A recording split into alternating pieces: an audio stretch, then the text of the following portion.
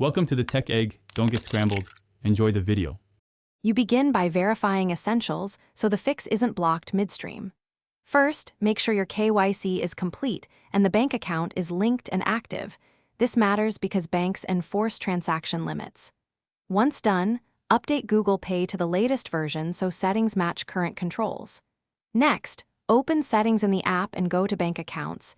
You'll see current UPI handles. Make note of your banks per transaction and daily caps before proceeding to change requests. Now you execute the middle steps that actually change limits. Navigate to Google Pay settings, select Bank Account, then tap UPI Limits. If an Adjust option appears, try it first because it's immediate.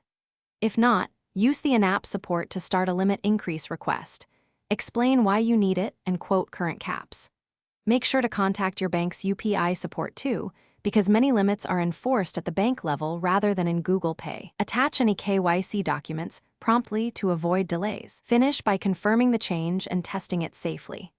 After your bank or Google Pay confirms an increase, verify the new limit in the app and perform a small test transaction to ensure it applies. If your request is denied, check the bank's policy and resubmit with exact documents. Often rejection is a missing KYC element. If the app still shows old limits, clear cache, reinstall Google Pay, and if needed, escalate with bank support. Persistence and correct documents usually solve the issue. Thanks for watching. Consider subscribing if I helped unscramble your problems.